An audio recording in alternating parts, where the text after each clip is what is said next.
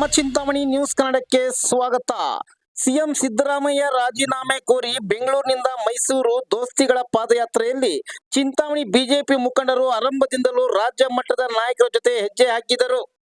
ಮೂಡ ಹಗರಣ ಮತ್ತು ಮಹರ್ಷಿ ವಾಲ್ಮೀಕಿ ಹಗರಣಗಳು ಖಂಡಿಸಿ ಮುಖ್ಯಮಂತ್ರಿ ಸಿದ್ದರಾಮಯ್ಯ ರಾಜೀನಾಮೆ ಆಗ್ರಹಿಸಿ ಬಿಜೆಪಿ ಜೆಡಿಎಸ್ ಪಕ್ಷಗಳಿಂದ ಬೆಂಗಳೂರು ಮೈಸೂರು ಪಾದಯಾತ್ರೆಯಲ್ಲಿ ಚಿಕ್ಕಬಳ್ಳಾಪುರ ಜಿಲ್ಲೆಯ ಚಿಂತಾಮಣಿ ತಾಲೂಕಿನ ಬಿಜೆಪಿ ನಿಕಟಪೂರ್ವ ಗ್ರಾಮಾಂತರ ಅಧ್ಯಕ್ಷರಾದ ಆರ್ ಶಿವಾರೆಡ್ಡಿ, ಪ್ರಧಾನ ಕಾರ್ಯದರ್ಶಿ ಸಿಆರ್ ವೆಂಕಟೇಶ್, ಕುರುಟಳ್ಳಿ ಮಂಜುನಾಥ್ ರವರು ಪಾದಯಾತ್ರೆ ಆರಂಭದಿಂದಲೂ ಪಾಲ್ಗೊಂಡು ರಾಜ್ಯ ಮಟ್ಟದ ಬಿಜೆಪಿ ರಾಜ್ಯಾಧ್ಯಕ್ಷ ಬಿವೈ ವಿಜಯೇಂದ್ರ, ಕೃಷ್ಣರಾಜಪುರ ಶಾಸಕ ಭೈರತಿ ಬಸವರಾಜ್, ಮೈಸೂರು ಮಾಜಿ ಸಂಸದ ಪ್ರತಾಪ್ ಸಿಂಹ, ಕೋಲಾರ ಮಾಜಿ ಸಂಸದ ಮುನಿಸ್ವಾಮಿ ಇನ್ನೂ ಹಲವಾರು ಮುಖಂಡರ ಜೊತೆ ಹೆಜ್ಜೆ ಹಾಕಿದ್ದಾರೆ.